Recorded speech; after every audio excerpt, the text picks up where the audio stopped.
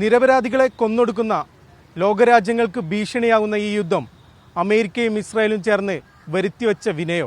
നമുക്ക് പൊതുജനാഭിപ്രായം തേടാം. അമേരിക്ക ഇന്ധനത്തിൻ്റെ പ്രശ്നം തന്നെ. ഇന്ധനം അവർക്ക് ലോകരാജ്യങ്ങൾ മുഴുവൻ പിടിച്ചെടുക്കാനുള്ള അവരെ നിയന്ത്രണത്തിൽ കൊണ്ടുവരാനുള്ള ശ്രമം അമേരിക്കയ്ക്ക്. അപ്പോൾ ഇസ്രായേൽ അതിന് സപ്പോർട്ട്. ഓല് വൻകര രാജ്യക്കാർ, ഓൽക്കൊന്നും പോകാനില്ല, വരാനുമില്ല. നമ്മളെപ്പോലത്തെ പാവപ്പെട്ട പോലെ കുട്ടികളെ പോറ്റാനുള്ള ആളുകൾ ഒന്നും. അമേരിക്കൻ്റെ ആണ് കൂടുതലായിട്ട് കാണുന്നത് ഇതിലെങ്കിലും. പക്ഷെ അമേരിക്ക റംബ് എന്ന് പറഞ്ഞാൽ വലിയ പറയും പിന്നൊന്നുമില്ലാണ്. ഇത് നമ്മൾ ഒരു മനുഷ്യന്മാരല്ലേ ഇതൊക്കെ. ഇത് അമേരിക്കൻ്റെ റംബും മറ്റൊക്കെ നമ്മളൊക്കെ ജീവിതത്തിലൊരു മനുഷ്യന്മാരല്ലേ, നമ്മുടെ ജീവിതത്തിൻ്റെ ഒരു ഭാഗമാണ്. അപ്പോൾ അത് കണ്ടറിയാനുള്ള ബുദ്ധി ആർക്കും ഇല്ല. ആദ്യം ഇറാഖിനെ തമ്മിൽ തല്ലിച്ച്, ഇപ്പം ഇസ്രായേലിനെ തമ്മിൽ തല്ലിച്ച്, ഇതന്നെ ഓർക്കൊരു പണി, വേറൊരു പണിയില്ല. ഇനിയിപ്പോൾ അത് കഴിഞ്ഞാൽ വേറെ ആരെങ്കിലുമായിട്ട് യുദ്ധം വരും. ഇത് അമേരിക്കൻ്റെ ഒരു സ്ഥിരം പരിപാടി. ആസൂത്രണമാവാം. കാരണം അമേരിക്ക അറബ് രാജ്യങ്ങളിൽ ആ ഭാഗങ്ങളിൽ ഇപ്പോൾ ഇറാൻ ഒരു ശക്തിയാണല്ലോ.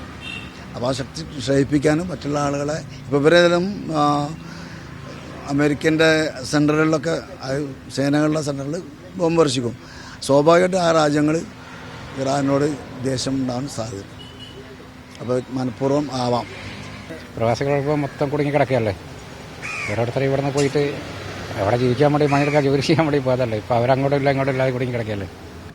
അല്ല, അതിന് എന്ത് പ്രശ്നങ്ങൾ നമ്മൾ പറഞ്ഞാലും അതിൻ്റെ ചീത്തവശം നല്ല വശം എന്ത് വശങ്ങൾ പറഞ്ഞാലും മാനുഷികമായിട്ട് നോക്കുമ്പോൾ അമേരിക്ക ഈ മറ്റുള്ള രാഷ്ട്രങ്ങളുടെ മേലിലേക്ക് കടന്നു കയറുക എന്ന് പറഞ്ഞാൽ അത് നമ്മളെ ശരിക്ക് എല്ലാ രാജ്യങ്ങളെയും സുരക്ഷിതത്തിന് വളരെ അപകടമായിട്ടുള്ള സംഗതിയാണ്. അത് തെറ്റാണ്. അതിന് പറഞ്ഞിട്ടാണ് ഐക്യരാഷ്ട്രസഭ എന്ന് പറഞ്ഞ ഒരു നോക്കൂറ്റിയായിട്ട് ഇവിടെ നിൽക്കുകയാണ്.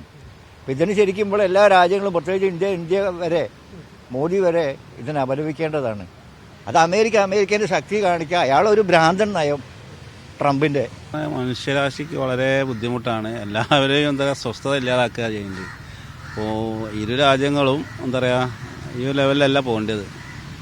യുദ്ധം എന്ന് പറഞ്ഞാൽ ഇരു കൂട്ടർക്കും, ഇരു രാജ്യങ്ങളായിക്കോട്ടെ എന്തായിക്കോട്ടെ, ഏത് ലെവലായിക്കോട്ടെ, രണ്ടു കൂട്ടർക്കും എന്താ പറയുക സമാധാനവും അത് ക്ഷീണമുള്ളൂ.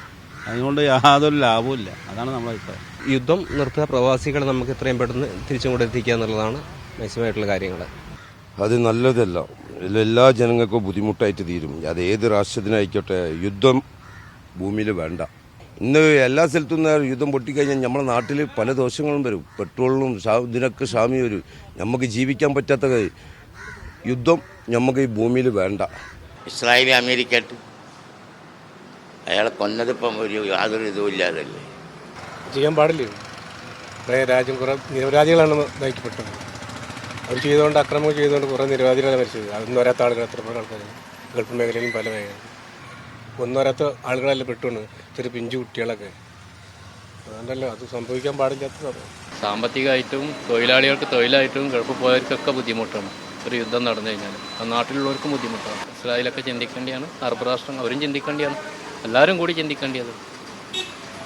ഒരു കൂട്ടർ നമുക്ക് കുറ്റം പറയാൻ പറ്റില്ല. അത് തെറ്റാണ്, ഭയങ്കര തെറ്റാണ്. അമേരിക്ക ഇസ്രായേലും ഒത്തു കളിക്കുകയാണ്. അത് ഇസ്രായേലും അമേരിക്കയും കൂടി ചേർന്നുണ്ടാക്കി പിന്നെ എന്നാണ് അന്താരാഷ്ട്ര സ്ഥലങ്ങളിൽ അത് ചർച്ച ചെയ്തിട്ട് വേണം ഇതാക്കാൻ. അമേരിക്ക ഇവിടെ ഏകാധിപത്യം ഇതാക്കുന്ന രൂപത്തിൽ എല്ലാ രാഷ്ട്രങ്ങളും അടിച്ചമർത്തിയിട്ട് ഇതാക്കാനുള്ള പ്രവണത നടത്തുന്നുകൊണ്ടിരിക്കുകയാണ്. ഇത് ലോകത്തിൻ്റെ മുൻനിരയിൽ ഒറ്റ കക്ഷിയായിട്ട് അമേരിക്ക വായാനുള്ള തന്ത്രമാണ് ഈ രാജ്യത്തിനെ അടുപ്പിക്കുക എന്നുള്ളത്. ഒന്നാമത്തത് ഈ ഓയിൽ ഇറാൻ്റെ കയ്യിലാണല്ലോ സമ്പത്ത് ഘടന കൂടുതലുള്ളത്.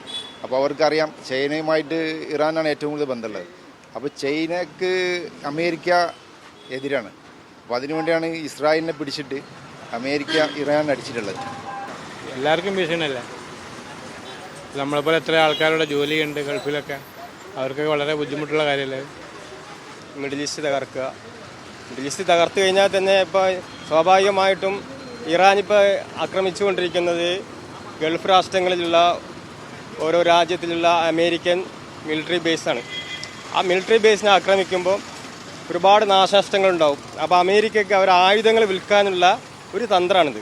നമ്മളിപ്പോൾ അമേരിക്കൻ്റെ ഈ വരുന്നുണ്ടല്ലോ മറ്റേ ഇസ്രായേലി ഇവരെ രണ്ട് കൂട്ടരുടെ രീതിയിൽ ഭയങ്കര ഇതാണ് ചെയ്യണത്.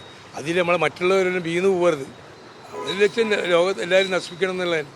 അമേരിക്കയുടെയും ഇസ്രായേലിൻ്റെയും ആയുധ കച്ചവടത്തിലുള്ള താൽപ്പര്യമാണ് ഈ യുദ്ധത്തിന് പുറകിലെന്നാണ് ഏവരുടെയും അഭിപ്രായം. ഇതിൽ GCC രാജ്യങ്ങൾ വീണുപോകരുതെന്ന അഭിപ്രായം കൂടിയുണ്ട് ഏവർക്കും.